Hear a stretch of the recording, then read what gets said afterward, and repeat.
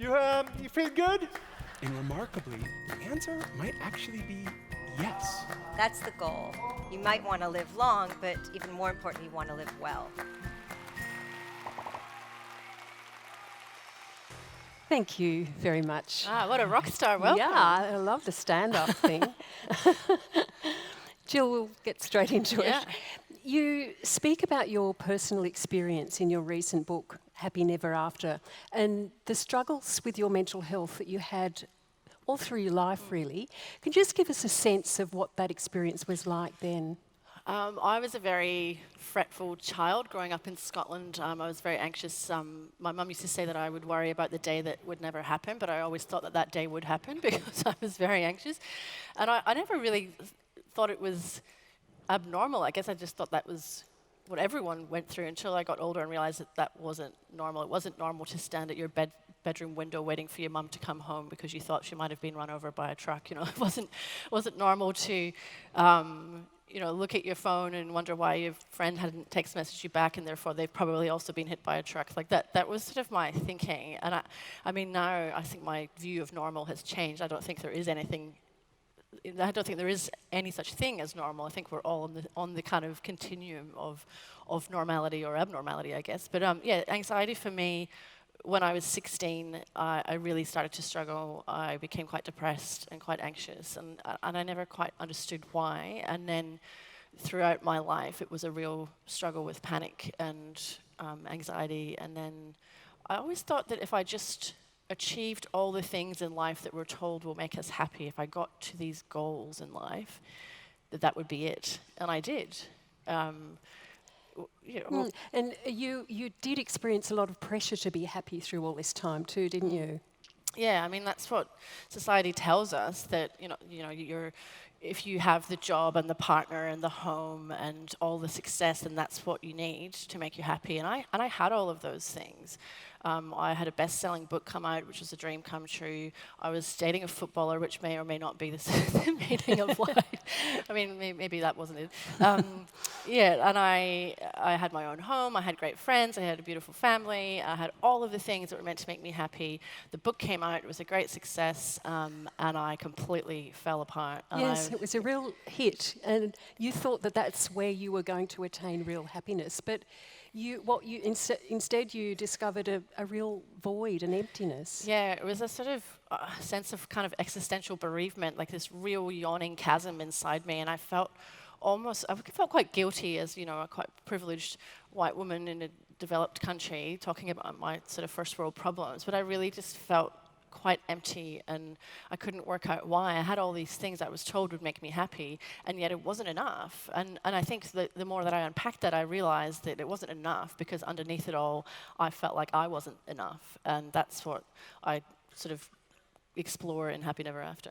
And it was an old familiar feeling too, wasn't it? It was the same feeling that you'd had all your life. Yeah. And I think you've come across a term for this too.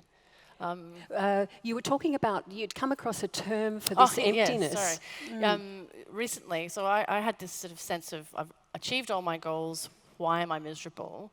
And I think that's the culture that we live in, where we're constantly looking for the end point. So we plan for the wedding and not the marriage, the birth and not the baby. We're trying to buy a home, and then once we get it, we start renovating it, buying a new one. We're always looking at the end point. And I read a New York Times piece recently talking about this phenomenon as arrival fallacy. So when you reach, you might have done a PhD, or you might have just finished uni, or you've, got this great job and you've achieved all your goals, you've arrived, and then there's this real sense of emptiness and hollowness, because contrary to what we're told by advertising and Hollywood and mass marketing, all of these external things are not what actually make us happy. It's really an internal tussle with yourself to try and find that wholeness. That's what I found. And also in your book, Happy Never After, you describe some of the societal factors which influenced your sense of well-being, and one of them was social media. And you labelled our social media comparison culture the fairy tale filter. Tell us more about that. Oh, I think anyone who's ever looked at people on Instagram, in the Maldives on an infinity pool talking about, living my best life, and you're sitting there in your track pants eating chocolate ice cream out of a tub, and you're just going, what has happened to me? Like, what's wrong with me? And I think like that is how I felt, particularly when I was in a really dark place, and I was really unwell for quite a while. And I just had to take myself off social media altogether, because although I knew rationally that what I was seeing wasn't a true reflection of that person's life, I couldn't cope with what it felt like. It felt like everyone else was living their best life, and I was there sort of struggling to get out of bed in the morning. So I had to turn away from it for a while. And I think that what anyone who follows me on Instagram or Facebook will know now what you see on my social media is the complete unvarnished truth and of, I'm having a panic attack live on stage, which has happened many times, and I talk about that, or being on radio, and just trying to live a bit more of an authentic life, and realizing that like we present an image to the world, and we're all kind of desperately trying to keep up with what I call in the book, it's like a Truman Show style version of our lives, where even my nieces are face tuning their faces. They're 14 years old, and they're face tuning their faces on these apps to make them look more pretty. And it's like we're jealous of people on the internet who literally don't exist because they've been face tuned, and it's like that's the kind of fairy tale filter that I would like to take off, and for us all to realize that everyone is struggling, everyone has their own issues, no one lives a perfect life, and that's what I've learned along the way, I think. Yeah. So when you had, I guess it was a breakdown, you reached rock bottom. My psychologist calls it a breakthrough, but Breakthrough, there you go. And so in response to that, though, you began to look below the surface and look at some of the drivers that took you there. Yeah, I mean, and I think that's a really difficult thing to do, apart from the fact that it's really expensive to go through therapy, but don't get me started on how underfunded the mental health system is, but to actually peel back the layers of yourself and figure out what's going underneath is very confronting. It takes a long time, but it's very rewarding. So since I was a child, I had this anxiety, and I had no idea where it came from, but I also used to have the same fights with the same people. I would end up in the same dysfunctional relationships, and I'm sure a lot of people can relate to that kind of sense of, why am I here again? Why is this happening? Why do I always do this? And in therapy, I was able to unpack that and really go all the way back to childhood. So a lot of the behaviors and patterns that we have, we can trace back to the first few years of life, because 95% of the brain's development happens before the age of 5. So in those early years, it's very formative, and what happens to you, can really affect you for the rest of your life. Now, I just thought that it couldn't possibly be anything from that period of my life, because I had a very loving family. I didn't have any kind of great trauma, as you would call it. But in therapy, I realized that there was more going on than I had perhaps really acknowledged. When I was born, my older brother, who's 3 years older than me, was very sick. My dad had recently recovered from his own breakdown, and he wasn't very well. But my brother was really sick for the first 3 years of his life, to the point where he was in and out of hospital. And so in those early years, I didn't necessarily have the bonding experience with my parents, because they were very busy with a sick child. And it wasn't that they didn't love me, but for my little developing brain, I got this sense of, there's no one here for me. I feel kind of abandoned. And if I look at all the situations throughout my life that have caused great anxiety, it is that same sense of, well, who's here for me? I'm all alone, and trying to kind of get, I guess, mum's attention. And when the book came out, sorry, I'm going very Dr. Phil on you here, or very deep Dr. Freud, but when the book came out, my unconscious was telling me, this is it. Now I will get the recognition. Now I will get the love. Now I will get all the attention that this little child was craving.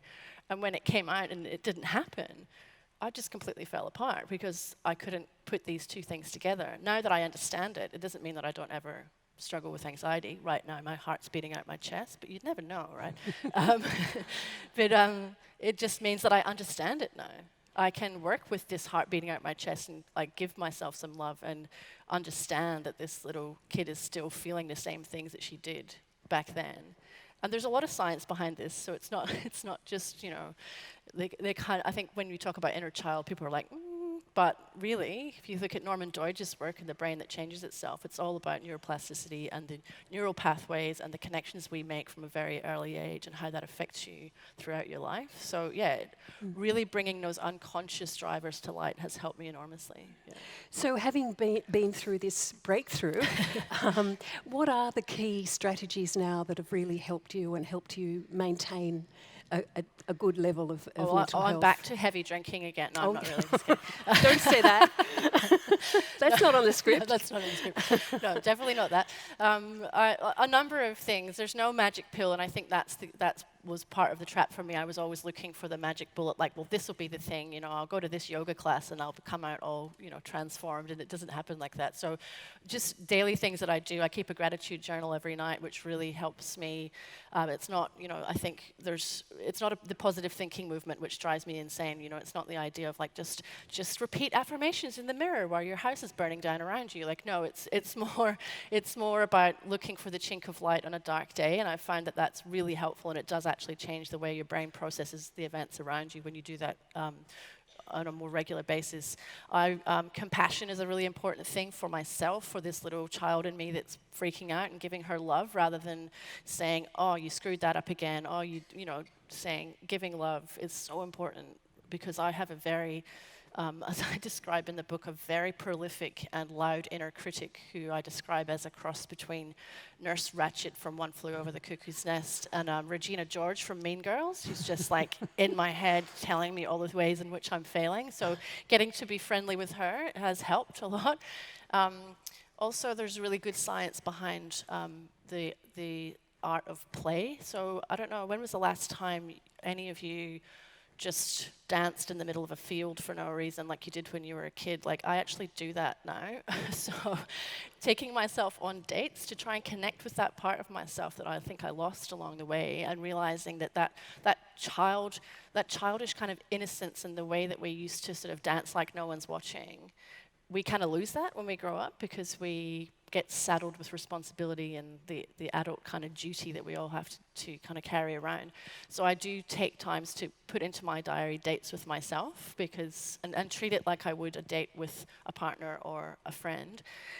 So if you ever see me in Princess Park in Melbourne running around just dancing to Taylor Swift, that's me having a date with myself. So good to know.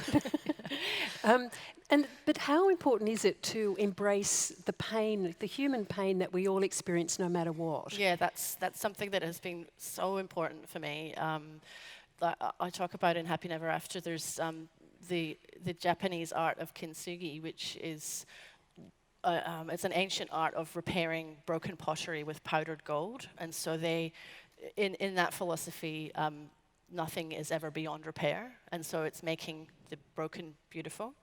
I get really teary when I think about this, because I feel like that's, for me, I used to think of this little girl who was broken as the problem child, and she was broken, but now I see that the cracks are where the light comes in. And the golden seams are what holds the vase together. And so I try to accept the messy, complex, broken parts of myself, and also really accept that there is no such thing as happy ever after. There is the happy in between.